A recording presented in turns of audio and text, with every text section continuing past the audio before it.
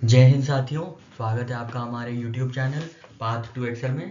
साथियों, आज जो चैप्टर हम लोग पढ़ेंगे वो बहुत इंपॉर्टेंट चैप्टर है और इससे एप्लीकेशन बेस्ड सवाल भी कई आए हैं। फॉर्मूले बहुत छोटे छोटे हैं, बहुत आसान से हैं और बहुत ही जल्दी आपको समझ में आ जाएंगे। ठीक है, एप्लीकेशन बेस्ड भी है और थ्योरी बेस्ड भी है।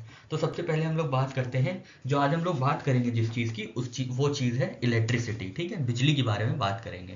हमारे घर के तारों में जो बिजली दौड़ती रहती है वो कहाँ से आती है, कैसे बनती हैं, उनके क्या क्या कैरेक्टरिस्टिक्स होते हैं, ये सारी बातें हम करेंगे। ठीक है, तो सबसे पहले आप जान लीजिए इलेक्ट्रिसिटी में क्या होता है, बिजली में क्या होता है। बिजली में चार्जेस होते हैं। ठीक है, ये चार्जेस होते हैं, इनके बारे में हम लोग पढ़ लेते हैं। ये चार्जेस क्या होते हैं। तो चार्जेस जो होते हैं ये फंडामेंटल प्रॉपर्टी ऑफ एटम्स के होते हैं, रिस्पॉन्सिबल फॉर इलेक्ट्रोमैग्नेटिक प्रॉपर्टीज। ठीक है, तो जो बिजली होती है वो इलेक्ट्रोमैग्नेटिक प्रॉपर्टीज की एक लड़ी होती है पूरी। ठीक है, जिसमें एटम्स फ्लो करते रहते हैं। ठीक है, अब एटम्स के अंदर क्या क्या है। एटम्स के अंदर जो सब एटॉमिक पार्टिकल्स होते हैं वो होते हैं इलेक्ट्रॉन्स, जो कि नेगेटिव चार्ज होते हैं, प्रोटॉन्स जो कि पॉजिटिव चार्ज होते हैं, और न्यूट्रॉन्स जो कि न्यूट्रल होते हैं। ठीक है, तो जब बिजली बहती है तो एक्चुअल में ये तीनों बहते हैं साथ में। ठीक है, इलेक्ट्रॉन्स मूव कर रहे हैं, प्रोटॉन्स मूव कर रहे हैं, न्यूट्रॉन्स मूव कर रहे हैं, ये सारी चीज़ें मूव करती रहती हैं। तो आपको ध्यान में रखना है कि ये इलेक्ट्रिक चार्ज होता है और इसी फ्लो को कहते हैं हम इलेक्ट्रिसिटी। जब ये फ्लो पूरा मूव करता है एक जगह से दूसरी जगह पे, तब हम इसको क्या कह देते हैं, तब हम इसको कह देते हैं इलेक्ट्रिसिटी। ठीक है, फिजिकल डेफिनेशन देख लेते हैं। Property responsible for electromagnetic properties denoted by symbol Q. ठीक है, तो ये सिंबल क्यू से डिनोट किया जाएगा और मेजर किया जाएगा कुलॉम्स में। अभी हम लोग आगे देखेंगे। ठीक है, अभी हम लोग आगे देखेंगे। तो इलेक्ट्रिक चार्ज जो है वो डिनोट किससे किया जाता है, तो क्यू से। ठीक है, क्यू चार्ज डिनोट करता है इलेक्ट्रिसिटी। और इसकी एसआई यूनिट क्या है, तो एसआई यूनिट है कुलॉम्स। याद रखिएगा, एसआई यूनिट है कुलॉम्स। ठीक है, अब इलेक्ट्रिक चार्ज क्या वेक्टर है या स्केलर है, तो ये इलेक्ट्रिक चार्ज जो है स्केलर क्वांटिटी है, याद रखिएगा। ठीक है, हम इसको येलो से हाईलाइट कर दे रहे हैं क्योंकि यहीं पे फंसा सकता है। ठीक है, इलेक्ट्रिक चार्ज जो है वो स्केलर क्वांटिटी है। ठीक है, इलेक्ट्रिक चार्ज क्या है, स्केलर क्वांटिटी है, जिसकी जो यूनिट होती है वो कुलॉम्स होती है। ठीक है, जिसकी यूनिट कुलॉम्स होती है। अभी हम लोग आगे जब कुलॉम्स लॉ के बारे में पढ़ेंगे तब हमें आराम से समझ में आ जाएगा। ठीक है, अब मेजर कैसे किया जाता है इलेक्ट्रिक चार्ज का फॉर्मूला क्या है, तो बहुत आसान सा फॉर्मूला है, Q is equal to I into t. ठीक है, Q is equal to I into t. Q क्या है, Q अभी हमने जस्ट देखा इलेक्ट्रिक चार्ज है। आई क्या है, आई इज करंट फ्लोइंग। ठीक है, आई जो है करंट फ्लो कर रहा है वो आई हो गया। ठीक है, और टी क्या है, कितने टाइम में फ्लो कर रहा है। ठीक है, तो ये बताता है इलेक्ट्रिक चार्ज। जो हम लोग के घर में बिजली दौड़ती रहती है तो जो मीटर होता है वो कैसे रिकॉर्ड करता है कि कितनी बिजली की खपत हुई, कितना बिल आएगा, तो ऐसे ही करता है।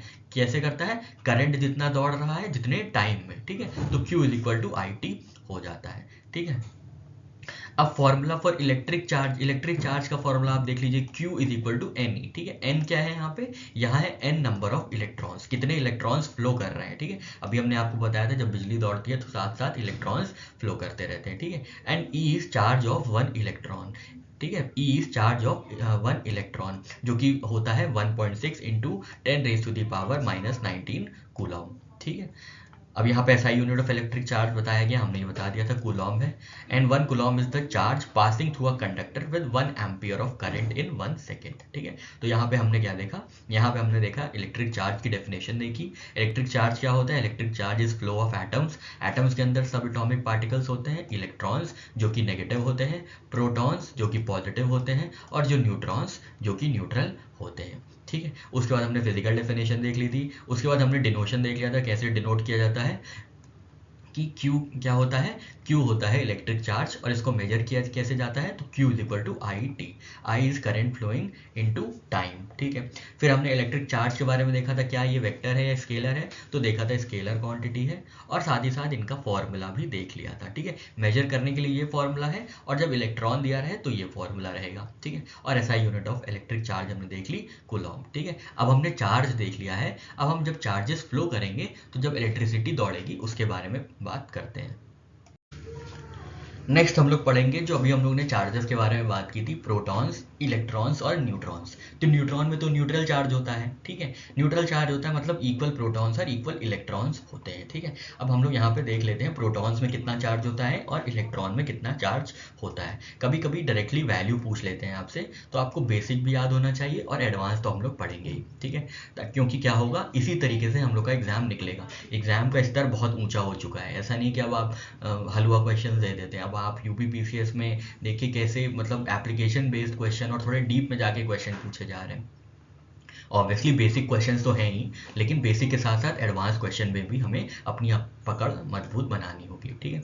तो सबसे पहले बात करते हैं प्रोटॉन की। प्रोटॉन क्या है? पॉजिटिव चार्ज है, ठीक है। प्रोटॉन पॉजिटिव चार्ज है और इनके पास कितना चार्ज है? तो पॉजिटिव मतलब प्लस 1.602 इंटू 10⁻19 कूलॉम्स, ठीक है। एसआई यूनिट क्या है चार्जेस की? तो कूलॉम्ब है। कूलॉम्ब क्या है? स्केलर क्वांटिटी है, सॉरी चार्ज क्या है? स्केलर क्वांटिटी है, ठीक है। ये कुछ दो चार बातें हैं, दिमाग में याद रखिएगा। फिर है इलेक्ट्रॉन का चार्ज, तो इलेक्ट्रॉन नेगेटिव है तो इसका चार्ज नेगेटिव होगा, -1.602 इंटू 10⁻19, ठीक है, -19 कूलॉम्ब, ये नेगेटिव चार्ज होगा। पॉजिटिव चार्ज का मतलब क्या होता है? मोर प्रोटॉन्स देन इलेक्ट्रॉन्स, याद रखिएगा न्यूट्रॉन्स नहीं, मोर प्रोटॉन्स देन इलेक्ट्रॉन्स। उसी तरीके से नेगेटिव चार्ज कब होगा? जब ज़्यादा इलेक्ट्रॉन्स होंगे और प्रोटॉन्स कम होंगे। और न्यूट्रल चार्ज कब होगा? जब इक्वल प्रोटॉन्स और इक्वल इलेक्ट्रॉन्स होंगे, ठीक है। तो यहाँ पे हमने प्रोटॉन्स, इलेक्ट्रॉन्स, न्यूट्रॉन्स की बात कर ली, जो बेसिक चीज़ें होती हैं, ठीक है। इसके बाद मेथड्स ऑफ चार्जिंग क्या होती है? किन किन तरीकों से इनको चार्ज किया जा सकता है? इन जो सब एटॉमिक पार्टिकल्स हैं हमारे, प्रोटॉन, इलेक्ट्रॉन और न्यूट्रॉन तो खैर न्यूट्रल ही रहेगा। प्रोटॉन और इलेक्ट्रॉन को कैसे चार्ज किया जा सकता है? तो आप जब फ्रिक्शन करेंगे, जब आपस में एक दूसरे को रब करेंगे, ठीक है, एक एलिमेंट को दूसरे एलिमेंट से क्या करेंगे? रब करेंगे, घिसेंगे, तो क्या होगा? इलेक्ट्रॉन्स का ट्रांसफर होगा, ठीक है। याद रखिएगा, इलेक्ट्रॉन्स का ट्रांसफर होगा, प्रोटॉन्स का नहीं, ठीक है। इलेक्ट्रॉन्स का ट्रांसफर होगा, इलेक्ट्रॉन्स ट्रांसफर व्हेन ऑब्जेक्ट्स रब टुगेदर। दूसरी तरीका होता है कंडक्शन से, चार्जिंग बाय डायरेक्ट कॉन्टैक्ट। अगर डायरेक्ट कॉन्टैक्ट में ले आते हैं तो क्या होगा? चार्ज हो जाएगी। और कैसे चार्ज कर सकते हैं इन सब एटॉमिक पार्टिकल्स को? तो इंडक्शन के माध्यम से, चार्जिंग विदाउट इनडायरेक्ट कॉन्टैक्ट, ठीक है। हो सकता है आपसे यही स्टेटमेंट पूछ ले, कंडक्शन और इंडक्शन में चार्जिंग के बेसिस पे क्या डिफरेंस है? तो conduction involves direct contact while induction involves indirect contact, ठीक है। कुछ बातें जो जो हम बताए जा रहे हैं उसको आप खुद नोट करते चलिए, या तो जो भी चीज़ें हैं सहूलियत यही होगी कि आप इसका स्क्रीनशॉट लेते चलें, ठीक है। इसका स्क्रीनशॉट लेते चलें ताकि आपको बार बार आके वीडियो ना देखना पड़े। लंबा वीडियो हो जाता है, क्या मतलब है बार बार आके देखने का? एक बार देखिए, बढ़िया से देखिए और उसके इंपॉर्टेंट पॉइंट्स नोट करके आगे बढ़िए, ठीक है। तो यहाँ पे हम लोग ने इंडक्शन और कंडक्शन चार्जेस के बारे में बात की थी, ठीक। अब हम लोग आगे बढ़ते हैं। तो इनकी प्रॉपर्टीज क्या होती हैं इलेक्ट्रिक चार्ज की? तो ये तो आपको पता ही होगा, like charges repel each other, unlike charges attract, ठीक है। ऑपोजिट अट्रैक्ट्स और जो सिमिलर होते हैं वो रिपेल करते हैं, ठीक है, ये पता ही होगा। एडिटिविटी होती है, क्वांटाइजेशन होता है और कंजर्वेशन होता है, ठीक है। एडिटिविटी मतलब इनको ऐड किया जा सकता है, ठीक है। एक प्रोटॉन गए, एक इलेक्ट्रॉन मूव किया, तो ये एडिटिविटी होती है, ठीक है। एडिटिविटी होती है जिसमें एक पर्टिकुलर इलेक्ट्रॉन्स या एक एक प्रोटॉन्स को ऐड किया जा सकता है, ठीक है। क्योंकि स्केलर चार्जेस होते हैं, ठीक है, सिंगल चार्जेस होते हैं, इनका सिर्फ मैग्नीट्यूड होता है, डायरेक्शन तो होता नहीं है, तो ये स्केलर हो जाते हैं, ठीक है। And can be added algebraically, ठीक है। क्वांटाइजेशन मतलब क्या होता है? Charge exist as integral multiples of electron, ठीक है। इलेक्ट्रॉन के मल्टीपल्स इंटीग्रल मल्टीपल्स होते हैं, ठीक है, ये क्वांटाइजेशन हो गया। और कंजर्वेशन वही एनर्जी, साउंड, सबकी चीजें होती हैं। क्या होता है? Charge is neither created not destroyed, only transfer. जैसे energy cannot be created not destroyed, light cannot be created or destroyed, similarly charge is neither created nor destroyed.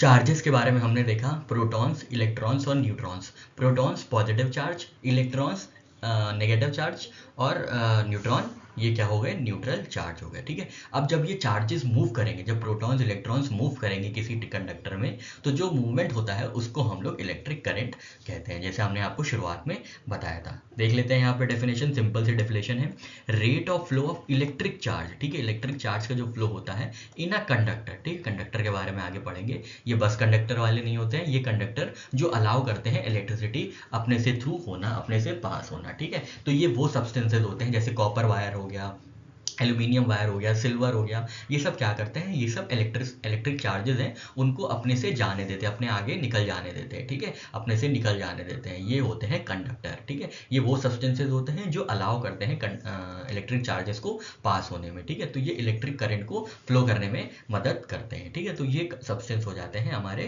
Conductor. तो जो कंडक्टर होते हैं वो किस रेट ऑफ फ्लो से electric charge को बहने में मदद कर रहे हैं, इस चीज़ को हम लोग कहते हैं इलेक्ट्रिक करंट, ठीक है। Direction of flow of positive charge is considered as direction of flow of electric current, ठीक है। ये बहुत इंपॉर्टेंट, याद रखिएगा, बहुत इंपॉर्टेंट डायमेंशन लिखा हुआ है।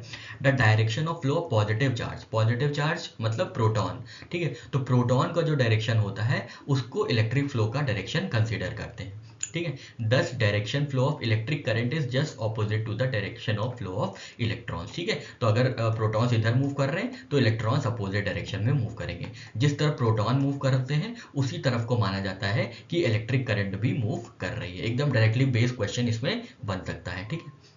अब बात करते हैं एसआई यूनिट की। तो एसआई यूनिट चार्जेस की क्या थी, हमने देखा था, तो वो कूलॉम थी। और SI unit of electric current क्या हो गई, तो ये एम्पियर हो गई, ठीक है। ये एम्पियर कैसे हो गई हम आपको बताते हैं। तो ये एम्पियर हो गई ऐसे। क्या मूव कर रहा है, क्या मूव कर रहा है, इलेक्ट्रिक चार्ज, ठीक है। इलेक्ट्रिक चार्ज की यूनिट क्या होती है, कूलॉम होती है, ठीक है। और रेट ऑफ फ्लो, रेट मतलब कितने टाइम में, ठीक है। रेट मतलब क्या होता है, कितने टाइम में, तो डिवाइडेड बाय टाइम की यूनिट क्या होती है, ऐसा यूनिट सेकेंड, ठीक है। तो कूलॉम पर सेकेंड हो जाती है एम्पियर, ठीक है। कूलॉम पर सेकेंड जो हो जाता है वो एम्पियर हो जाता है, ठीक है। तो SI unit of electric current is ampere, ठीक है। इसके बाद दो टाइप के करंट होते हैं, एक डायरेक्ट करंट होता है, एक अल्टरनेटिंग करंट होता है, ठीक है। करंट के बारे में हमने देखा कि कैसे जो चार्जेस हैं वो कैसे मूव कर रहे हैं कंडक्टर में। Rate of flow of electric charge in a conductor is an electric current. और जो डायरेक्शन होता है वो पॉजिटिव चार्ज की तरफ होता है, वो प्रोटॉन की तरफ होता है। और जो इलेक्ट्रॉन होता है वो ऑपोजिट दिशा से आता रहता है, ठीक है। जैसे आप कभी रोड से जा रहे हैं तो रोड से सीधे सीधे चलते चले जा रहे हैं, मतलब एक साइड से, उसी तरफ से आप देखेंगे कोई दूसरा गलत साइड से चला आ रहा है, और एक तो खुद गलत साइड से आ रहे हैं और ऊपर से मतलब आँख दिखाते हुए जाते हैं कि हम लोग गलत साइड पे चल रहे हैं। आपने नोटिस किया होगा। तो वो जो भाई साहब दूसरे साइड से आते रहते हैं, मतलब गलत साइड से आते रहते हैं, तो वो हो गए हमारे इलेक्ट्रॉन, और हम तो हैं ही पॉजिटिव, तो प्रोटॉन, ठीक है।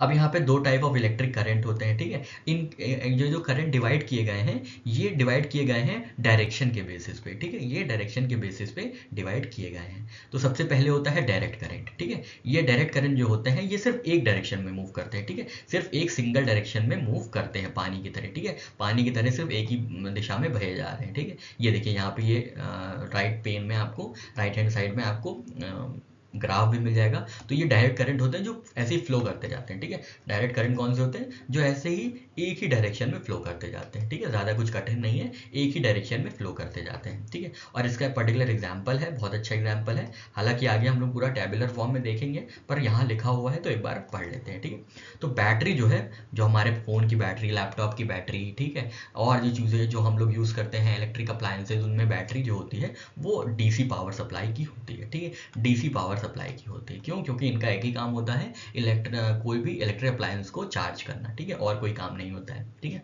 तो ये एक ही दिशा में घूमती हैं, एक ही दिशा में जाती हैं। इसके ऑपोजिट है ऑल्टरनेटिंग करंट, ठीक है। ऑल्टरनेटिंग क्या करंट है, that reverses its direction many times. एक तो सीधी दिशा में जा रही है, दूसरी कौन हुई, तो अलग अलग जब डायरेक्शन के बेसिस पे डिवीजन हुआ है, तो एक अगर सीधी साधी जा रही है तो दूसरी टेढ़े मेढ़े जा रही होगी, ठीक है। वो टेढ़े मेढ़े खाने वाला टेढ़े मेढ़े नहीं, मतलब समझ लीजिए, टेढ़े मेढ़े ही समझ लीजिए।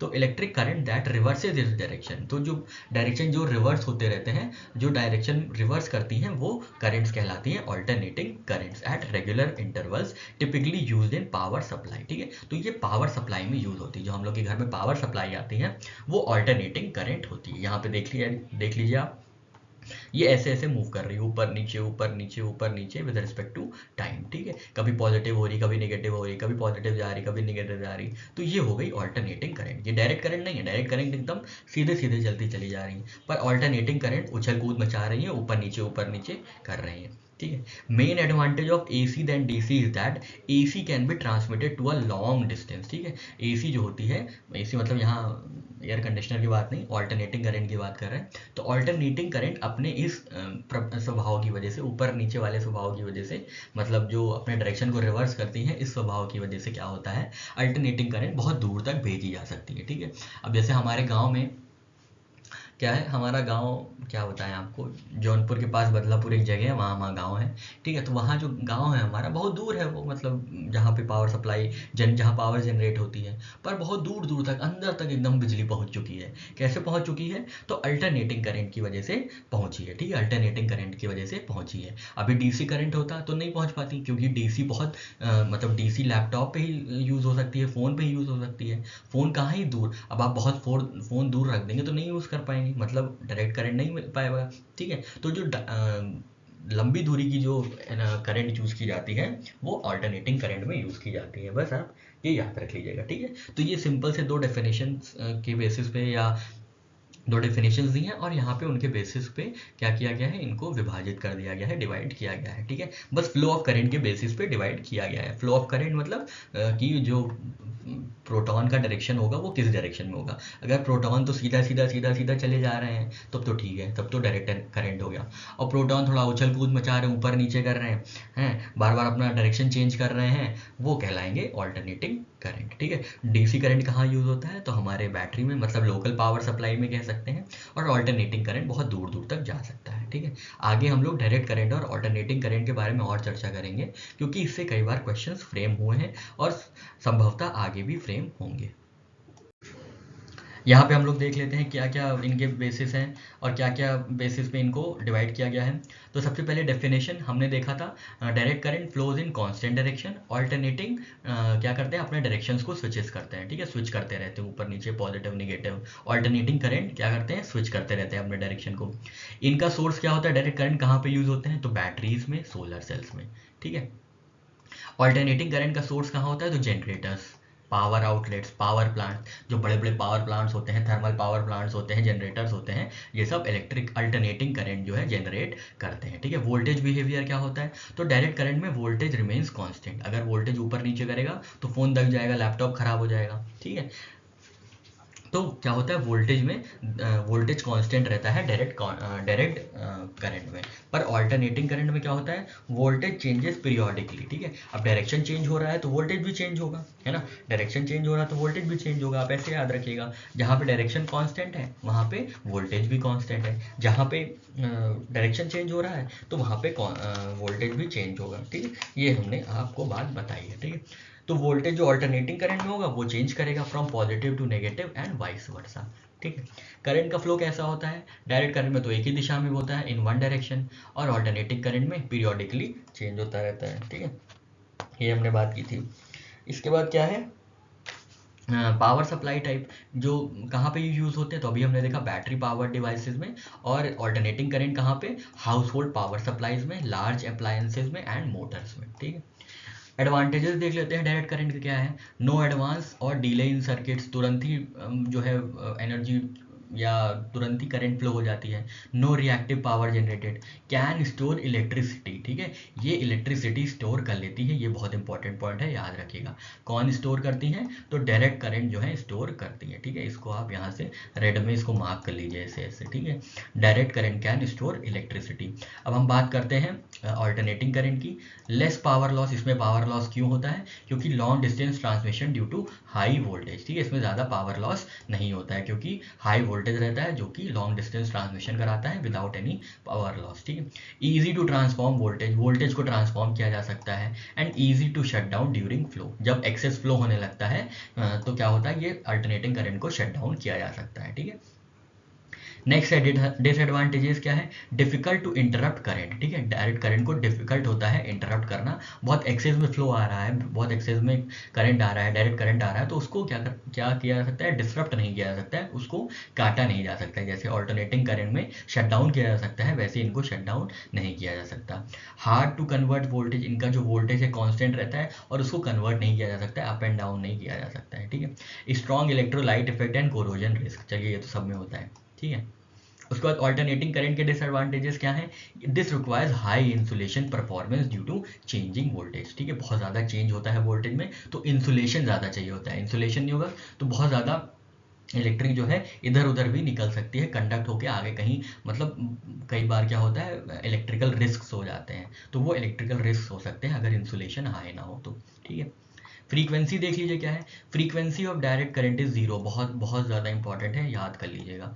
Frequency of direct current is zero and frequency of alternating current in our country is 50 to 60 hertz. ये भी याद कर लीजिएगा, डायरेक्ट क्वेश्चन पूछा गया था एक बार आईएएस में, अभी हम लोग जब क्वेश्चन सॉल्व करेंगे तब देखेंगे। ठीक है, तो यहाँ पे डायरेक्ट करंट और ऑल्टरनेटिंग करंट की बात हो गई। क्या बात हो गई? डायरेक्ट करंट जो है कांस्टेंट डायरेक्शन में यूज होते हैं, इनका वोल्टेज कांस्टेंट रहता है, एक ही डायरेक्शन में मूव करते हैं, ये स्टोर कर सकते हैं इलेक्ट्रिसिटी और इनकी फ्रीक्वेंसी जीरो होती है। इसके बाद अल्टरनेटिंग करंट की क्या क्या विशेषताएं हैं या क्या क्या कैरेक्टरिस्टिक्स हैं? तो अल्टरनेटिंग करंट जो है ये अपना करंट जो है पीरियोडिकली डायरेक्शन जो है करंट, मतलब अल्टरनेटिंग करंट अपना डायरेक्शन पीरियोडिकली रिवर्स करते हैं, जिसकी वजह से ये वोल्टेज भी चेंज कर सकते हैं। ठीक है, अपना वोल्टेज भी चेंज कर सकते हैं periodically from positive to negative. ये कहाँ से जनरेट होते हैं? तो ये जनरेटर से, पावर आउटलेट से और पावर प्लांट से जनरेट होते हैं। ये बहुत दूर दूर तक एनर्जी ट्रांसमिट करने के लिए या पावर ट्रांसमिट करने के लिए यूज़ होते हैं। ठीक है, इनमें ये ईजी होता है कि जब एक्सेस करंट होता है, एक्सेस फ्लो ऑफ करंट होता है, तो इसको शट डाउन किया जा सकता है। और इसकी जो फ्रीक्वेंसी होती है वो 50 हर्ट्ज से 60 हर्ट्ज तक होती है। ठीक है, लास्ट पॉइंट आप लोग इसका याद रखिएगा कि ऑल्टरनेटिंग करंट को डीसी करंट में कैसे बदला जा सकता है। ऑल्टरनेटिंग करंट को डीसी करंट में कैसे बदला जा सकता है? तो ये रेक्टिफायर की मदद से बदला जा सकता है। ठीक है, ये यहाँ पे लिख लीजिएगा रेक्टिफायर। ठीक है, RECTIFIER। ठीक है, रेक्टिफायर की मदद से बदला जा सकता है। ठीक है, कोई ऑल्टरनेटिंग करंट है उसको डायरेक्ट करंट बनाना है तो रेक्टिफायर का यूज होगा, और अगर कोई डायरेक्ट करंट है और उसको एसी बनाना है, मतलब ऑल्टरनेटिंग करंट बनाना है, डायरेक्ट करंट को ऑल्टरनेटिंग करंट बनाना है, तो क्या यूज़ किया जाएगा? तो जो अप्लायंस यूज़ किया जाएगा वो होगा इन्वर्टर। ठीक है, इन्वर्टर और रेक्टिफायर यूज़ होते हैं। ठीक है, रेक्टिफायर कहाँ यूज़ होते हैं? एसी से डीसी कन्वर्ट करने में। इन्वर्टर स्पेलिंग देख लीजिएगा और राइटिंग पे मत जाइएगा। ठीक है, इन्वर्टर खुद लिख लीजिए आप कहीं, क्योंकि ये पॉइंट हम इंक्लूड करना भूल गए थे। ठीक है, तो याद रखिएगा कि रेक्टिफायर जो है वो कन्वर्ट करता है एसी को डीसी में। ठीक है, एसी को डीसी में, और जो इन्वर्टर है वो डायरेक्ट करंट को इलेक्ट्रिक करंट में कन्वर्ट करता है। अब हम लोग बात करेंगे इलेक्ट्रोमोटिव फोर्स की। ठीक है, EMF। इलेक्ट्रोमोटिव फोर्स क्या होता है? अब कोई चार्ज बहुत तेज से मूव कर रहा है तो उसमें कुछ इंटेंसिटी होगी, कुछ प्रेशर बिल्डअप होगा, इसी को हम लोग इलेक्ट्रोमोटिव फोर्स कह देते हैं। ठीक है, तो electromotive force is electrical intensity और pressure developed by a source of electrical energy such as battery और जनरेटर। ठीक है, तो जो बैटरी और जनरेटर इलेक्ट्रिसिटी जनरेट करते हैं उनकी जो इंटेंसिटी या उनका जो प्रेशर होता है वो इसको इलेक्ट्रोमोटिव फोर्स कहते हैं। ठीक है, उसको इलेक्ट्रोमोटिव फोर्स कहते हैं। वो क्यों डेवलप होते हैं? क्योंकि चार्जेस मूव करते हैं बहुत हाई स्पीड में, जिसकी वजह से क्या होता है? प्रेशर डेवलप होता है या इंटेंसिटी डेवलप होती है। तो ये हमारी बात हो गई इलेक्ट्रोमोटिव फोर्स की। अब बढ़ते हैं वोल्टेज की तरफ। अभी हम लोग ने ऑल्टरनेटिंग करंट और डायरेक्ट करंट में देखा था कि डायरेक्ट करंट में क्या होता है? एक डेफिनेट डायरेक्शन होता है, इसी तरीके से डेफिनेट वोल्टेज होता है। ठीक है, डेफिनेट वोल्टेज होता है, पर ऑल्टरनेटिंग करंट में जो है डायरेक्शन रिवर्स होते रहते हैं पीरियोडिकली, और साथ ही साथ वोल्टेज भी पीरियोडिकली रिवर्स होते रहते हैं। तो जो हमने वहाँ पे वोल्टेज के बारे में बात की थी, अब यहाँ पे हम लोग वोल्टेज को थोड़े विस्तार तरीके से पढ़ेंगे। ठीक है, क्योंकि वोल्टेज से कई बार क्वेश्चन आए हैं, इसका एप्लीकेशन बेस्ड क्वेश्चन भी आए हैं, इसके फॉर्मूले बेस्ड भी आए हैं, तो इसको पढ़ना ज़रूरी हो जाता है। ठीक है, तो देख लेते हैं वोल्टेज क्या है। वोल्टेज है work done to bring a unit positive charge from a position to any point in the electric field is term as voltage. बहुत बहुत सिंपल डेफिनेशन है और बहुत ईजी डेफिनेशन है। वोल्टेज क्या है? एक चार्ज दूसरे चार्ज मतलब एक चार्ज एक जगह से दूसरी दिशा में जा रहा है, दूसरी जगह पे जा रहा है, तो वो जितना चार्ज ले रहा है, जितना काम वो कर रहा है, उस चीज़ को कहते हैं पॉजिटिव चार्ज। ठीक है, जब आप अपने घर से उठते हैं कोचिंग जाने के लिए या कहीं भी जाने के लिए, किसी से मिलने के लिए, किसी खास मुलाकात के लिए मान लीजिए अगर जा रहे हैं, तो जो आपने काम किया अपने घर से निकल के उस खास जगह पे पहुंचे, इस चीज़ को कहते हैं वोल्टेज। ठीक है, इसी चीज़ को कहते हैं वोल्टेज। ठीक है, तो आप पॉजिटिव हैं क्योंकि खास मुलाकात है भाई, पॉजिटिव होंगे। ठीक है, तो पॉजिटिव चार्ज ही यहाँ पे कंसिडर किया जाएगा। ठीक है, वर्क डन देख लीजिए, यहाँ पे कुछ बातें हैं, हम इसको हाईलाइट कर देते हैं। वर्क डन वर्क है, ये याद रखिएगा वर्क है, to bring unit positive charge, single positive charge from a position to any point in electric field. ठीक है, तो हम यहाँ पे कुछ एक बार जल्दी से देख लेते हैं। ये मान लीजिए इलेक्ट्रिक फील्ड है और यहाँ पे एक चार्ज ये हो गया, ठीक है, एक चार्ज ये हो गया और एक चार्ज ये हो गया, ठीक है, सॉरी ये, ठीक है, एक चार्ज ये हो गया, ठीक है। तो यहाँ एक जगह ये हो गई, सॉरी 1 हो गई, ये 2 हो गई, ठीक है। अब चार्ज हो गया है, चार्ज हम येलो से बना लेते हैं, ठीक है, चार्ज हम चलिए पर्पल से बना लेते हैं, ठीक है। अब यहाँ पे ये चार्ज यहाँ पे बैठा हुआ है, ठीक है, 1 पोजीशन पे बैठा हुआ है। अब चार्ज को दूसरी जगह पे जाना है, पोजीशन 2 पे जाना है। तो जब ये जाएगा तो इसको काम करना पड़ेगा, ठीक है, कोई काम के मतलब काम करके ही जाएगा, ऐसे उड़ के तो चला नहीं जाएगा, उसके लिए कुछ एक्शंस परफॉर्म करने पड़ेंगे, कुछ वर्क परफॉर्म करने पड़ेंगे। तो जो यहाँ से यहाँ तक का वर्क है, यहाँ से यहाँ तक जाने का सिंगल पॉजिटिव चार्ज का जो वर्क है उसको हम लोग कहते हैं वोल्टेज, ठीक है, उसको हम लोग क्या कहते हैं, उसको हम लोग कहते हैं वोल्टेज। वर्क डन, यहाँ पे क्या हो रहा है, work done, work done to bring a unit positive charge, unit positive charge जो है प्लस क्या है, पोजीशन 1 से पोजीशन 2 जा रहा है, bring a unit positive charge from an position to any point in electric field is termed as voltage of that particular point. तो 1 और 2 के बीच का ये वोल्टेज बताता है, कैसे बताता है, जो भी काम किया गया है, जो भी एनर्जी रिक्वायर्ड हुई है, वर्क रिक्वायर्ड हुआ है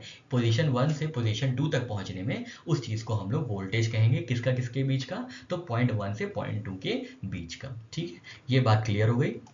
हम लोग बढ़ते हैं आगे, पोटेंशियल डिफरेंस देखते हैं, ठीक है। पोटेंशियल डिफरेंस क्या होता है, द डिफरेंस, रुकिए एक मिनट, हाँ ये सही, the difference in electric potential between 2 points in an electric field, ठीक है। इलेक्ट्रिक पोटेंशियल अभी हमने देखा था वोल्टेज है, ठीक है। तो जो डिफरेंस होता है दो जगहों के वोल्टेज का, उसको हम कहते हैं पोटेंशियल डिफरेंस, ठीक है, उसको हम क्या कहते हैं, पोटेंशियल डिफरेंस, ठीक है। The difference in electric potential between 2 points in an electric field is called potential difference.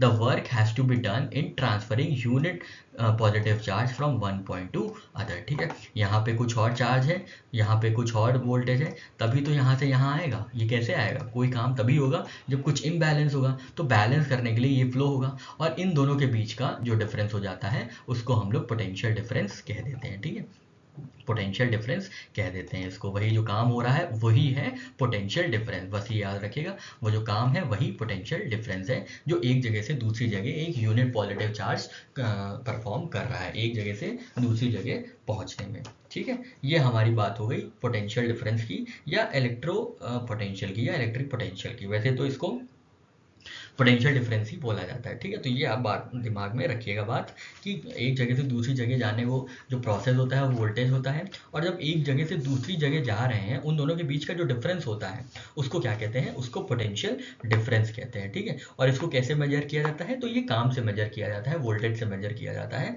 जो एक जगह से दूसरी जगह जाने में खर्च हुआ है, ठीक है। तो electric potential is the difference between 2 points in any electric field which is measured by work done in taking unit positive charge from one point to other, ठीक है। तो यही बात हो गई, एक यूनिट चार्ज से दूसरे यूनिट चार्ज को ले जाने में जितना हमारा घाटा हुआ, जितनी एनर्जी लॉस हुई, जितना हमने काम किया, उसी को पोटेंशियल डिफरेंस कह देते हैं, ठीक है। इसकी एसआई यूनिट क्या है, इसकी एसआई यूनिट है वोल्ट, ठीक है। एसआई यूनिट क्या है, वोल्ट है।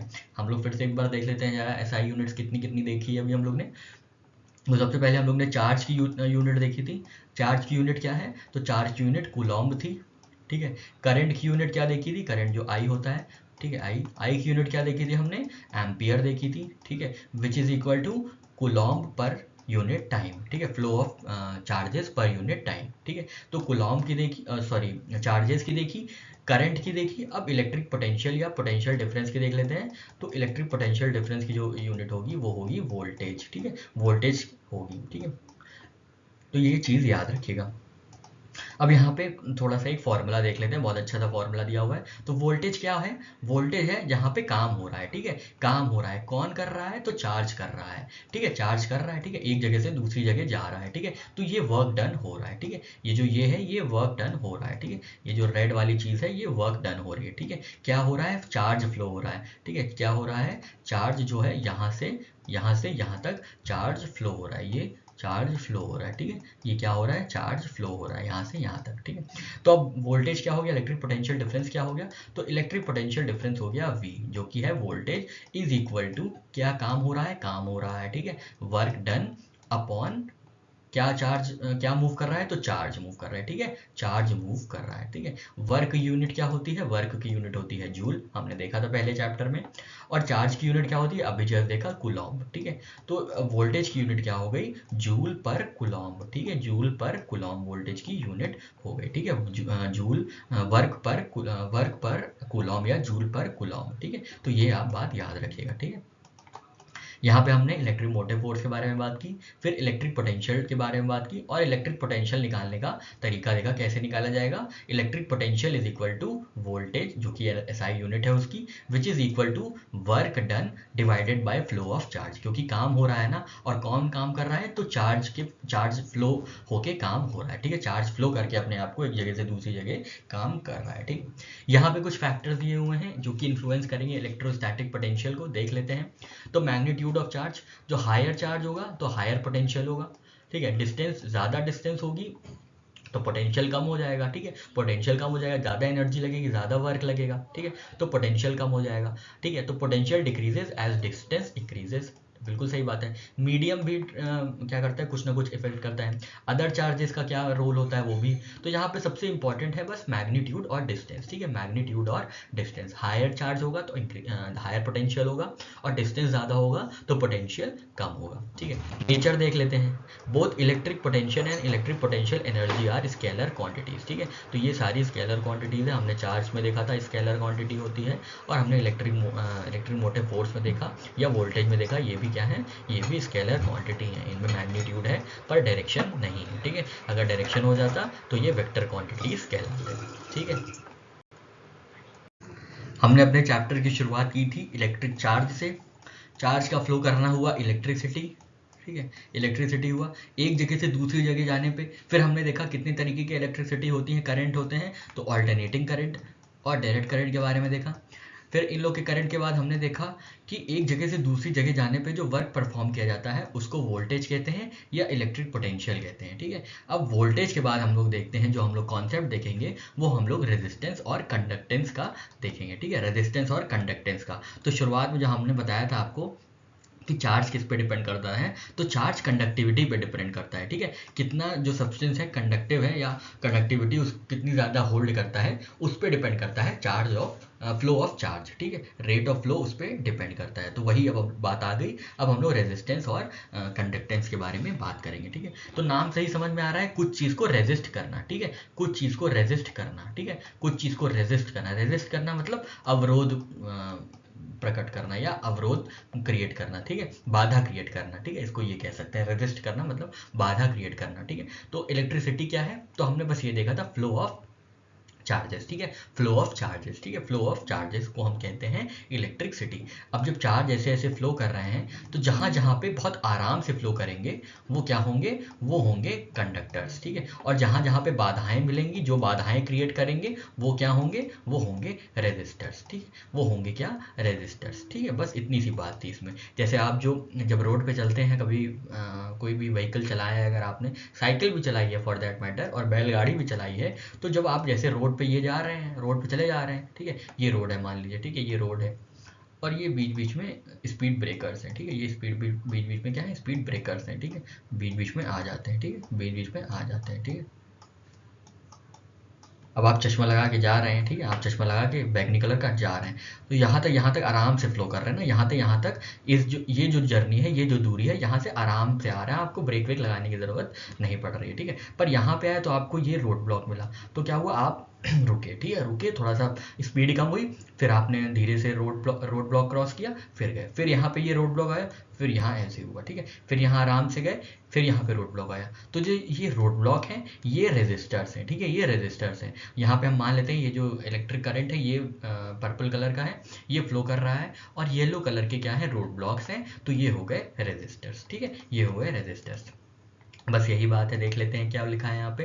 Resistance is a physical quantity of conductor, तो ये कंडक्टर की फिजिकल क्वांटिटी है विच resist the flow of electric current in the conductor, ठीक है। तो कंडक्टर की एक फिजिकल क्वांटिटी है जिसमें जो फ्लो ऑफ इलेक्ट्रिक करंट को रेजिस्ट किया जाता है, उनके फ्लो को, उनकी जो बहाव है उसमें अवरोध डाला जाता है, बाधा डाली जाती है, ठीक है, जिससे क्या होता है, रेजिस्टेंस क्रिएट होता है, ठीक।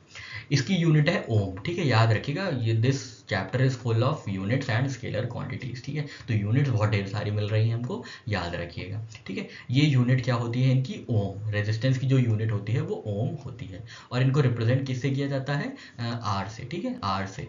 ओम यूनिट क्यों रिप्रेजेंट, ओम यूनिट क्यों है, क्योंकि ओम्स लॉ इस पे बेस्ड है, ठीक है। ओम्स लॉ जो है रेजिस्टेंस पे बेस्ड है, ठीक है। देख लेते हैं ओम्स लॉ क्या कहता है। तो ओम्स लॉ ये कहता है current through a conductor between two points is directly proportional to voltage across the points, ठीक है। हमने देखा था वोल्टेज क्या होता है, सबसे पहले हम फिर से एक बार क्लियर कर देते हैं वोल्टेज क्या होता है। तो वोल्टेज वो काम होता है जो एक इलेक्ट्रिक चार्ज करता है एक पॉइंट से दूसरे पॉइंट जाने में, ठीक है। वोल्टेज ये होता है, ये मान लीजिए पॉइंट 1 है, ये पॉइंट 2 है, ये हमारा इलेक्ट्रिक चार्ज है, ठीक है, इलेक्ट्रिक चार्ज है। अब वो पॉइंट 1 से पॉइंट 2 जा रहा है, तो जितना ये काम हुआ है, जितना ये काम हुआ है, वर्क हुआ है फ्लो ऑफ चार्ज का, बाय फ्लो ऑफ चार्ज, वो क्या होता है, वो होता है वोल्टेज, ठीक है, वो होता है वोल्टेज। वोल्टेज यहाँ पे हम क्यों पढ़ रहे हैं, क्योंकि जो ओहम्स लॉ है, ओम्स लॉ है, जो वो क्या किए हैं, वो एक रिलेशनशिप स्टैब्लिश किए हैं, ठीक है। ये क्या बोल रहे हैं, Ohm law states that current through a conductor between two points is directly proportional to voltage across two points, ठीक है। तो वोल्टेज क्या है, वोल्टेज जो पोटेंशियल डिफरेंस है दो पॉइंट्स के बीच का, ठीक है।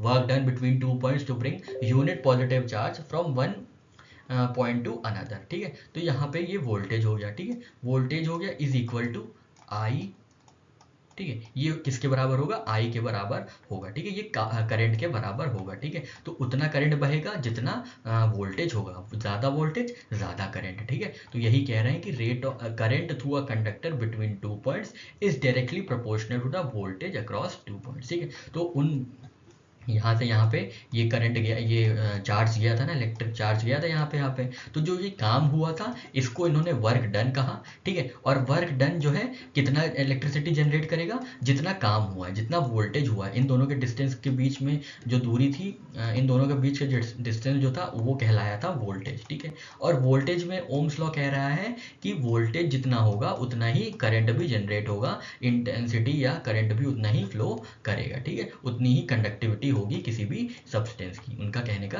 ये मतलब है, ठीक है। कंडक्टर उतनी ही फ्लो ऑफ करंट को अलाउ करेगा, उतना ही चार्ज मूवमेंट अलाउ करेगा जितना उसका वोल्टेज है, ठीक है, जितना उसका वोल्टेज है, ठीक है। तो वोल्टेज इज इक्वल टू, मतलब voltage is directly proportional to I, ठीक है, voltage is directly proportional to I, ठीक है। अब यहाँ पे इक्वल करने के लिए एक कांस्टेंट यूज करते हैं, तो वो हो गया V is equal to I R. ये फॉर्मूला बहुत बहुत बहुत ज़्यादा इंपॉर्टेंट है, आप इसको याद कर लीजिएगा, ठीक है। V is equal to I R, ठीक है, V is equal to I R, ठीक है, V is equal to I R. ये R क्या है, कांस्टेंट है जो रेजिस्टेंस को डिनोट करता है, R इज कांस्टेंट, ठीक है। ये ओम्स लॉ का कांस्टेंट है, ठीक है। ये क्या कहता है, जो वोल्टेज है वो डायरेक्टली प्रोपोर्शनल है to the flow of current in a conductor, ठीक है। आशा करते हैं आपको चीज़ें समझ में आ गई होंगी, ठीक है। रेजिस्टिविटी वही रोड ब्लॉक, और जो जितनी वोल्टेज होगी जितनी तेजी से, अब यही है, आप ऐसे सोच लीजिए, आप उतनी ही तेजी से मूव कर पाएंगे रोड पे जितना आपको रोड ब्लॉक नहीं मिलेगा, ठीक है। जितना रोड ब्लॉक नहीं मिलेगा, जितना खाली मिलेगा, उतनी ज़्यादा स्पीड से आप क्या कर पाएंगे, मूव कर पाएंगे, अपनी बाइक दौड़ा पाएंगे, अपनी साइकिल दौड़ा पाएंगे, कार दौड़ा पाएंगे, ठीक है। जब तक आपको रोड ब्लॉक नहीं मिलेगा, जैसे रोड ब्लॉक मिलेगा आपकी स्पीड कम हो जाएगी। तो इनका ओम्स लॉ का कहना भी यही है कि जो करंट फ्लो होगा वो वोल्टेज के बेसिस पे होगा। और वोल्टेज क्या है, वोल्टेज काम है, काम एक जगह से दूसरी जगह जाना, ठीक है, बिना रोड ब्लॉक रेजिस्ट किया, बिना रोड ब्लॉक एनकाउंटर किए, ठीक है। तो यही हो जाता है ओम्स लॉ, ठीक है। V is equal to I R, voltage is directly proportional to current flow, ठीक है, current of flow of current, ठीक है। अब देख लेते हैं कुछ फैक्टर्स जो होंगे अफेक्ट करेंगे रेजिस्टेंस को, ठीक है। कुछ फैक्टर्स तो अफेक्ट करेंगे ही। तो यहाँ पे ये लिखा है resistance of conductor is directly proportional to its length. Obvious सी बात है, जितना ज़्यादा लंबा वो होगा, जितना ज़्यादा लंबा पाथ होगा, मान लीजिए आप इसी पे मूव कर रहे हैं और इसमें ढेर सारे रोड ब्लॉक्स हैं, तो ये डायरेक्टली प्रोपोर्शनल होगा किसके, जितना लंबा, जितनी जगह पे पाथ है, जितना लंबा पाथ है और उस पर जितने जितने रोड ब्लॉक्स हैं, जितने जितने रोड ब्लॉक्स हैं, उस पर आपकी रेजिस्टिविटी डिपेंड करेगी, आप कितना स्लो चलाएंगे, ठीक है। ये रेजिस्टिविटी किस पे डिपेंड करेगी, इस पाथ के लेंथ पे डिपेंड करेगी, क्योंकि पाथ के ऊपर आपको रोड ब्लॉक्स मिलेंगे, ठीक है। तो आपको ये समझ में आ गया आराम से कि जो रेजिस्टेंस की फैक्टर्स हैं उनमें पहला फैक्टर है it is directly proportional to its length. ज़्यादा लेंथ मतलब ज़्यादा लेंथ, ज़्यादा रोड ब्लॉक मतलब ज़्यादा रेजिस्टेंस, ठीक है। सॉरी, कम लेंथ कम रोड ब्लॉक्स, इसमें एक ही रोड ब्लॉक आ गया तो एक ही बार रेजिस्टेंस हुआ। ये लंबी दूरी हो गई तो इसमें 4 बार आ गया, 4 रोड ब्लॉक्स आ गए तो ज़्यादा रेजिस्टेंस, ठीक है। तो ये डायरेक्टली डिपेंडेंट है लेंथ पे, ठीक है, डायरेक्टली डिपेंडेंट ऑन लेंथ, ठीक है। फिर दूसरी बात ये कह रहे हैं the resistance of a conductor is inversely proportional to cross sectional area, ठीक है, इनवर्सली प्रोपोर्शनल है क्रॉस सेक्शन एरिया के, ठीक है, क्रॉस सेक्शनल एरिया के ये क्या है, इनवर्सली प्रोपोर्शनल है, ठीक है। तो इसका क्रॉस सेक्शन कम होगा तो रेजिस्टेंस क्या होगा, बढ़ेगा, ठीक है। क्रॉस सेक्शन कम हुआ, अब ये रोड ब्लॉक छोटे छोटे हैं तो क्या हुआ, रेजिस्टेंस बढ़ा, ठीक है, रेजिस्टेंस बढ़ा। और एरिया जो रोड ब्लॉक का एरिया है, जो बीच में गड्ढे आ जाते हैं उनको भी आप मान सकते हैं रोड ब्लॉक्स, तो वो अगर बड़े हुए तो रेजिस्टेंस आपका कम होगा, ठीक है। तो ये मतलब है यहाँ पे इनका, ठीक है। R is indirectly proportional to या inversely proportional to cross sectional area, ठीक है। रेजिस्टेंस क्या है, क्रॉस सेक्शनल एरिया के इनवर्सली प्रोपोर्शनल है। जितना ज़्यादा एरिया रोड ब्लॉक का उतना कम रेजिस्टेंस, ठीक है, उतना कम रेजिस्टेंस, और जितना कम एरिया उतना ज़्यादा रेजिस्टेंस, ठीक है। ये बात आप याद रखिएगा। अब दोनों को कंबाइन करें, मतलब लेंथ को और एरिया को, तो ये कुछ निकल के आता है, ये कुछ मैथमेटिकल एक्सप्रेशन निकल के आता है। R is inversely proportional to length and R is directly proportional to length and inversely proportional to area। अब इसको इक्वलाइज करने के लिए कांस्टेंट लगाना पड़ेगा जिसको कहते हैं रेजिस्टिविटी कांस्टेंट, स्पेसिफिक रेजिस्टेंस और resistivity. Resistance of any conductor depends only upon the nature of matter, खाली मैटर के नेचर पे डिपेंड करती है रेजिस्टिविटी, और चीज़ से किसी से इनको लेना देना नहीं है, ठीक है। ये बात आप याद रखिएगा। इनकी एसआई यूनिट होती है ओम पर मीटर, ठीक है। स्पेसिफिक रेजिस्टिविटी की बात हो रही है, रेजिस्टेंस की तो ओम होती है, रेजिस्टिविटी की ओम मीटर हो जाती है, ठीक है। एक बार जल्दी से रिवाइज कर लेते हैं। यहाँ पे हमने क्या पढ़ा, तो सबसे पहले हमने रेजिस्टेंस देखा। रेजिस्टेंस क्या होता है, फ्लो ऑफ करंट में जो बाधा आती है उसको रेजिस्टेंस कहते हैं, ठीक है। ओम्स लॉ क्या कहता है, ओम्स लॉ कहता है फ्लो ऑफ करंट उतना ही होगा जितना वोल्टेज होगा, V is equal to I R, ठीक है। और जो I है वो करंट है, R क्या है, R रेजिस्टेंस कांस्टेंट है, ठीक है, जो कि ओम्स ने दिया था, ठीक है। तो ये V is equal to I R वाला एक चीज़ हो गई। दूसरी चीज़ हमने देखी रेजिस्टेंस किस पे डिपेंड करता है, तो रेजिस्टेंस जो है वो डायरेक्टली प्रोपोर्शनल है लेंथ के, जैसे जैसे लेंथ बढ़ेगी वैसे वैसे रेजिस्टेंस बढ़ेगा, क्योंकि वैसे वैसे रोड ब्लॉक बढ़ेगा। और इनवर्सली प्रोपोर्शनल है क्रॉस सेक्शनल एरिया के, जितना छोटा रोड ब्लॉक उतनी ज़्यादा रेजिस्टेंस, जितना कम रोड ब्लॉक, जितना बड़ा रोड ब्लॉक उतनी कम रेजिस्टेंस, ठीक है। तो ये हमने देख लिया था। बढ़ते हैं आगे। तो अभी हमने रेजिस्टिविटी देखी थी और रेजिस्टेंस देखा था। अब हम लोग कंडक्टिविटी और कंडक्टर्स देखते हैं, ठीक है। कंडक्टिविटी क्या होती है, बिल्कुल रेजिस्टिविटी का ऑपोजिट। रेजिस्टिविटी क्या करती है, ये ऑब्स्ट्रक्शन क्रिएट करती है, ठीक है, ये क्या करती है, ऑब्स्ट्रक्शन क्रिएट करती है। और कंडक्टिविटी क्या करती है, ये एनहांस करती है फ्लो ऑफ एनर्जी को या फ्लो ऑफ इलेक्ट्रिसिटी को, ठीक है। फ्लो ऑफ इलेक्ट्रिसिटी को एनहांस करती है कंडक्टिविटी, और फ्लो ऑफ इलेक्ट्रिसिटी को ऑब्स्ट्रक्ट करती है रेजिस्टिविटी, ठीक है। यहाँ पे देख लेते हैं इलेक्ट्रिकल कंडक्टिविटी के बारे में क्या लिखा है। तो इसका जो सिंबल होता है वो सिग्मा है, ठीक है। The property of material that determines how well it conducts electricity, तो इलेक्ट्रिसिटी कितनी आसानी से बह रही है एक पर्टिकुलर सब्सटेंस में, इस चीज़ को कंडक्टिविटी कहते हैं। और इलेक्ट्रिसिटी कितनी मुश्किल से बह रही है किसी सब्सटेंस में, इस चीज़ को हम लोग रेजिस्टिविटी कहते हैं, ठीक है। तो रेजिस्टिविटी उल्टा है किसके, कंडक्टिविटी के। ये देखिए यहाँ पे लिखा है, ये क्या है, ये है हमारी conductivity which is inversely proportional to conductivity, sorry resistivity, ठीक है। रेजिस्टिविटी R थी मान लीजिए, तो R, ठीक है। हमने देखा था V is equal to I R वाला फॉर्मूला देखा था जिसमें R कांस्टेंट था और R रेजिस्टिविटी हो गई थी, ठीक है। तो यहाँ पे ये फॉर्मूला है sigma is equal to 1/P, मतलब रेजिस्टिविटी बढ़ेगी तो कंडक्टिविटी बढ़ेगी, कंडक्टिविटी कम होगी तो रेजिस्टिविटी बढ़ जाएगी, ठीक है। सिंपल सी ये बात थी, ठीक है। अब कुछ फैक्टर्स देख लेते हैं क्या क्या इफेक्ट करते हैं कंडक्टिविटी को। जैसे हमने वहाँ पे ये देखा था कि रेजिस्टिविटी जो है वो किस पे डिपेंड करती थी, वो डिपेंड करती थी directly proportional on length and inversely proportional on cross sectional area, ठीक है। अब यही उल्टा हो जाएगा, कंडक्टिविटी क्या होगी, डायरेक्टली प्रोपोर्शनल होगी एरिया के और लेस प्रोपोर्शनल होगी या इनवर्सली प्रोपोर्शनल होगी लेंथ के, ठीक है। तो ये सब आपको ध्यान में रखना है। क्या फैक्टर्स होते हैं जो इन्फ्लुएंस करते हैं कंडक्टिविटी को, तो पहला जो फैक्टर है, बहुत इंपॉर्टेंट फैक्टर है, वो है आउटर इलेक्ट्रॉन्स, ठीक है। आउटर इलेक्ट्रॉन जो होते हैं वही डिटरमिन करते हैं कि कितना जो फ्लो ऑफ इलेक्ट्रिसिटी होगी वो कितनी ज़्यादा एनहांस्ड होगी या कितनी ज़्यादा कम होगी, ठीक है। तो conductivity is largely determined by electrons in the outer most shell. ये बात बहुत इंपॉर्टेंट है, ध्यान दीजिएगा। जो आउटर मोस्ट शेल में इलेक्ट्रॉन्स हैं उनकी बेसिस पे डिपेंड करता है कंडक्टिविटी ज़्यादा होगी, ठीक है। जो आउटर मोस्ट शेल में जो इलेक्ट्रॉन्स हैं वो बहुत दूर दूर हैं, उनके बीच की जो एनर्जी है, जो बॉन्डिंग है वो कम है, तो क्या होगा, बहुत आसानी से ये लोग फ्लो करते चले जाएंगे, ठीक है। इससे क्या होगा, ease of generating mobile electrons हो जाएगा, बहुत जल्दी जो है इलेक्ट्रॉन जो है मूव कर जाएंगे, ठीक है। और अगर आउटर इलेक्ट्रॉन्स बहुत ज़्यादा हाईली बॉन्डेड है, मतलब आपस में काफ़ी अच्छे से जुड़े हुए हैं, तो वो क्या करेंगे, वो रेजिस्टिविटी क्रिएट करेंगे, ठीक है। उसके बाद जो फैक्टर है वो है एटम्स पर यूनिट वॉल्यूम, ठीक है। एक वॉल्यूम में कितने एटम्स हैं, ये भी सेकेंडरी रोल प्ले करते हैं कंडक्टिविटी को इन्फ्लुएंस करने में, ठीक है। तो यहाँ पे आप देखिएगा आउटर इलेक्ट्रॉन जो है डायरेक्टली करते हैं, मतलब प्राइमरली जो कंडक्टिविटी को इन्फ्लुएंस करते हैं वो होते हैं outer electrons, number of outer electrons in outer most shell, ठीक है। ये बात याद रखिएगा। अब यहाँ पे एक लिस्ट दे दी गई है ताकि आपको याद रहे कौन से कंडक्टिव मटेरियल्स हैं और कौन से नॉन कंडक्टिव या इंसुलेटिंग मटेरियल्स हैं, ठीक है। कंडक्टिव मतलब कौन रेट ऑफ इलेक्ट्रिसिटी को एनहांस करेंगे, और इंसुलेशन मतलब या नॉन कंडक्टिव मतलब कौन रिड्यूस करेंगे फ्लो ऑफ करंट को, ठीक है। तो कंडक्टिव मटेरियल में सबसे ज़्यादा कंडक्टिव मटेरियल जो होता है वो होता है सिल्वर, उसके बाद आता है copper, aluminium, gold, platinum, plants, ये देखिए प्लांट्स याद रखिएगा, ठीक है, आयरन, ब्रोंज, मरकरी, कॉन्क्रीट, सी वाटर, स्टील, ब्रास और ग्रेफाइट, ठीक है। ये सारे क्या हैं, ये सारे कंडक्टिव मटेरियल्स हैं, ठीक। नॉन कंडक्टिव मटेरियल्स या इंसुलेटर्स कौन होंगे, तो पेपर बिल्कुल पास नहीं करेगा इलेक्ट्रिसिटी पास होने में, रबर नहीं पास करेगा, ग्लास नहीं पास करेगी, ceramic, plastic, air, diamond, pure water, fibre glass, would, cotton, porcelain, ये सारी चीज़ें हैं इंसुलेटर्स, ठीक है। तो यहाँ पे हमने रेजिस्टिविटी का कॉन्सेप्ट देखा, कंडक्टिविटी का कॉन्सेप्ट देखा, कंडक्टिविटी देखी, और कंडक्टिव मटेरियल्स और इंसुलेटिंग मटेरियल्स देख लिए, ठीक है। अब कंडक्टिव मटेरियल्स और इंसुलेटिंग मटेरियल्स के कुछ एप्लीकेशंस देख लेते हैं, एग्जाम्पल्स देख लेते हैं। हमने अपने चैप्टर की शुरुआत की थी चार्ज से। चार्ज में देखा था चार्ज किससे रिप्रेजेंट होता है, क्यू से।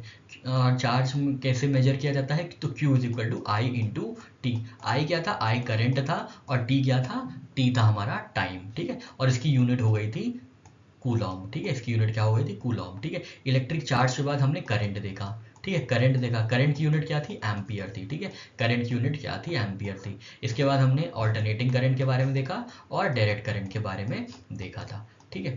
उसके बाद हम क्या देखे, उसके बाद हम देखे इलेक्ट्रोमैग्नेटिक पोटेंशियल, ठीक है, या वोल्टेज, ठीक है। ये क्या देखा था, इलेक्ट्रोमैग्नेटिक पोटेंशियल या वोल्टेज, जो किसके बराबर था, जो work done upon flow of charge के बराबर था, ठीक है, work done upon flow of charge, that is W मतलब जूल पर कुलॉम, जूल पर कुलॉम, ठीक है, फ्लो ऑफ चार्ज था कुलॉम, ठीक है, ये हमने देखा था। उसके बाद हमने रेजिस्टिविटी में एक फॉर्मूला देखा था, V is equal to I R, जो कहता था क्या कहता था ओम्स लॉ, कि जो वोल्टेज है वो डायरेक्टली प्रोपोर्शनल होगा फ्लो ऑफ करंट के, और ये R क्या था, ये रेजिस्टेंस का कांस्टेंट था। उसी तरीके से हमने R से रिलेटेड और फॉर्मूला देखा था, R is equal to P upon PL upon A, ठीक है। Resistance is directly proportional to length and inversely proportional to cross sectional area. ये क्या था, P, ये P कांस्टेंट था स्पेसिफिक रेजिस्टिविटी का, और इसी के ऑपोजिट हमने कंडक्टिविटी देखी थी, ठीक है। तो ये सारी चीज़ें हमने अभी तक कवर की हैं। अब हम लोग पढ़ते हैं इलेक्ट्रिक पावर की तरफ, ठीक है। पावर बहुत इंपॉर्टेंट है, और ये प्रॉब्लली हमारा लास्ट पॉइंट होगा इलेक्ट्रिक चार्जेस में या इलेक्ट्रिसिटी में, ठीक है। तो यहाँ पे पावर के बारे में देख लेते हैं। पावर क्या है, power is rate of consumption of electric energy in a electrical circuit, ठीक है। पावर क्या है, पावर जो है जितना करंट हम एब्जॉर्ब करते हैं, कंज्यूम करते हैं अपनी इलेक्ट्रिसिटी अप्लायंसेस के लिए, उन चीज़ को पावर कहते हैं, ठीक है। उस चीज़ को क्या कह देते हैं, उस चीज़ को पावर कह देते हैं, ठीक है। तो it is defined as rate of consumption of electric energy in an electrical circuit, ठीक है। तो इलेक्ट्रिक पावर क्या है, consumption of electric energy in an electrical circuit, ठीक है। इलेक्ट्रिकल सर्किट में जितनी भी कंजम्पशन हो रही है इलेक्ट्रिसिटी की, उसको पावर कह देते हैं, ठीक है। P is equal to V I होता है, ठीक है, P is equal to V I होता है, ठीक है। अभी हमने वी आई क्यों होता है अभी हम बताएंगे। पावर क्या है, power is rate of consumption of electric energy, मतलब करंट की एनर्जी, ठीक है, करंट का एब्जॉर्प्शन, करंट का कंजम्पशन, ठीक है, करंट का कंजम्पशन। तो ये क्या होता है, आई होता है करंट, हमने देखा था, अभी हमने आपको रिवाइज कराया था। आई क्या होता है, आई होता है करंट, ठीक है, आई होता है करंट। V क्या है? V है पोटेंशियल डिफरेंस, क्योंकि एक जगह से जहाँ पावर जनरेट हो रही है वहाँ से आपके घर तक एनर्जी आ रही है, तो वो वोल्टेज भी हुआ ना। वो जो डिस्टेंस होता है काम करने वाला, वो क्या हो जाता है? दो पॉइंट के बीच का डिफरेंस। जब एक इलेक्ट्रॉन दूसरी जगह, एक चार्ज दूसरी चार्ज पे जाता, एक चार्ज एक जगह से दूसरी जगह पे जाता है, मतलब जो एक चार्ज जनरेट हो रहा है पावर हाउस में, वो वही चार्ज आपके घर में आ रहा है, तो ये जो पूरा काम हुआ ये क्या होता है? ये वोल्टेज होता है, ये इलेक्ट्रोमैग्नेटिक पोटेंशियल डिफरेंस होता है। ठीक है, तो ये हो गया हमारा वोल्टेज, क्योंकि चार्ज क्या है? चार्ज आप थर्मल पावर प्लांट से बन के आपके घर तक आ रहा है, तो इस चीज़ को हम कह देते हैं वोल्टेज। इस चीज़ को हम क्या कह देते हैं? इस चीज़ को हम वोल्टेज कह देते हैं। ठीक है, तो हमारा पावर क्या हुआ? पावर जो है हमारा कंजम्पशन ऑफ इलेक्ट्रिसिटी या करंट इनटू इलेक्ट्रिकल सर्किट मतलब into distance between two potentials. ठीक है, distance between two points covered by flow of charge. ठीक है, तो ये हो गया वी आई। ठीक है, तो power is equal to V I है, ये एक फॉर्मूला याद रखिएगा, P is equal to V I, और एक फॉर्मूला वोल्टेज वाला V is equal to I R. ठीक है, ये दोनों फॉर्मूले हम लोग को आगे यूज होने वाले हैं जब हम लोग प्रीवियस ईयर क्वेश्चंस डिस्कस करेंगे। ठीक है, तो देख लेते हैं कुछ बातें और आगे यहाँ पे लिखी हुई है।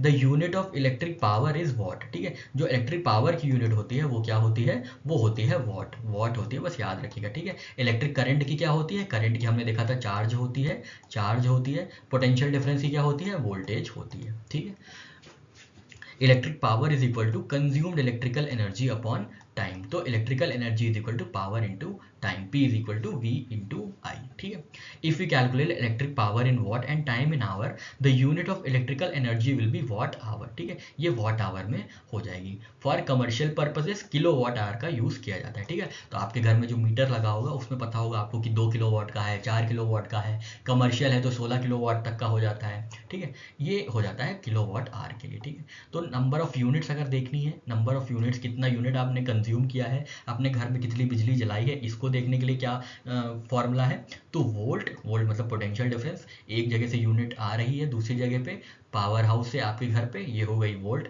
एम्पियर, कितना करंट फ्लो कर रहा है, फ्लो ऑफ चार्ज। आवर, कितने टाइम में आ रहा है और कितना टाइम कंज्यूम होने में लग रहा है, या कितने टाइम कंज्यूम कर रहा है, अपॉन 1000, क्योंकि किलो वॉट आवर है ना, किलो वॉट की बात है तो 1000। ठीक है, तो ये हो गया वॉट इंटू आवर इंटू 1000। ये बहुत इंपॉर्टेंट है यूनिट्स को क्वांटिफाई करने के लिए या यूनिट्स को मेजर करने के लिए। ठीक है, यूनिट्स को मेजर करने के लिए ये है किसकी? पावर की यूनिट्स को। ठीक है, पावर की यूनिट्स को मेजर करने के लिए वॉट इंटू आर अपॉन 1000। ठीक है, वॉट इंटू आर अपॉन 1000, ये फॉर्मूला आप याद रखिएगा। अब यहाँ पे कुछ अप्लायंसेस दिए हुए हैं और उनके एनर्जी कन्वर्जन दिए हुए हैं, तो यही पूछता है आपसे कि जनरेटर किस एनर्जी को किस एनर्जी में कन्वर्ट कर रहा है, ट्रांसफार्मर क्या कर रहा है, इलेक्ट्रिक मोटर क्या कर रहा है, डायनमो क्या कर रहा है, तो इन सब के बारे में देख लेते हैं। ठीक, तो यहाँ पे इलेक्ट्रिक जनरेटर जो है ये मैकेनिकल एनर्जी को इलेक्ट्रिकल एनर्जी में कन्वर्ट करता है। ठीक है, मैकेनिकल एनर्जी को इलेक्ट्रिकल एनर्जी में कन्वर्ट करता है। ट्रांसफार्मर क्या है? It is a device based on electromagnetic induction. It increases और decreases the voltage of alternating current. ठीक है, क्योंकि अल्टरनेटिंग करंट में क्या है, वोल्टेज चेंज हो सकता है। डायरेक्ट करंट में तो हम लोग ने देखा था डेफिनेट वोल्टेज होता है, तो इसलिए क्या है, अल्टरनेटिंग करंट जो है उनका घटाना बढ़ाना जो करता है, उनका जो वोल्टेज का घटाना बढ़ाना वो कौन करता है? वो ट्रांसफार्मर करता है। क्योंकि अल्टरनेटिंग करंट जो होती है वो हमारे घर पे आती है, तो ज़्यादा वोल्टेज ना आ जाए कि हमारी चीज़ें फूक जाएँ, हमारे अप्लायंसेज उड़ जाएँ, ये सब ऐसा ना होने के लिए ट्रांसफार्मर क्या किया जाता है, क्या किया जाता है, इंस्टॉल किया जाता है। अब दो तरीके के ट्रांसफार्मर होते हैं, स्टेप अप ट्रांसफार्मर होते हैं, जब लो वोल्टेज आता है तो हाई वोल्टेज में कर देते हैं ताकि एसी वेसी चल जाए, और स्टेप डाउन ट्रांसफार्मर जब बहुत ज़्यादा हाई वोल्टेज आता है तो उसको लो वोल्टेज में कर लें तो ये एसी वेसी दग ना जाए। ठीक है, तो बस यही है, transformers are used for such electric devices which functions on voltage differing from mains voltage. ठीक है, तो वोल्टेज डिफरेंस जहाँ पे होगा वहाँ पे ट्रांसफार्मर यूज़ किया जाएगा। बढ़ते हैं इलेक्ट्रिक मोटर की तरफ। ये क्या करती है? Electric motor converts electrical energy into mechanical energy. ठीक है, जनरेटर क्या करता था? जनरेटर मैकेनिकल को इलेक्ट्रिकल में करता था। मोटर क्या कर रही है? वो इलेक्ट्रिकल को मैकेनिकल में कर रही है। ठीक है, मोटर लगी होती है ना हमारे फैंस में, वॉशिंग मशीन में, mixer grinder, water pumps, cooler, यहाँ सब में एक मोटर लगी होती है। ठीक है, आपने हो सकता है अगर आप बिजली के जानकार हैं तो आपने खुद मोटर बदली होगी कई बार। ठीक है, तो इलेक्ट्रिक मोटर जो होती हैं वो इलेक्ट्रिक एनर्जी को मैकेनिकल एनर्जी में कन्वर्ट करती हैं। ठीक है, electric Motors can be powered by DC DC sources such as from batteries, motor vehicles or rectifiers, or by AC sources such as power grid, inverters और electric generators. ठीक है. Dynamo क्या करता है? Dynamo is an electric generator that creates direct current using a communicator. ठीक है, using a commutator. It converts mechanical into electrical. क्योंकि बस ये डायनेमो और जनरेटर सेम है, बस डायनेमो क्या है? ये इलेक्ट्रिकल जनरेटर है दैट क्रिएट्स डायरेक्ट करंट, जो कि डायरेक्ट करंट क्रिएट करता है. ठीक है, डायरेक्ट करंट विदाउट, मतलब डायरेक्ट करंट क्या होगा? इन डेफिनेट डायरेक्शन. ठीक है, इलेक्ट्रिक जनरेटर और डायनेमो एक ही काम करते हैं, बस डायनेमो जो है वो इलेक्ट्रिसिटी जनरेट करता है. ठीक है, तो डायनेमो इलेक्ट्रिक जनरेटर है. ठीक.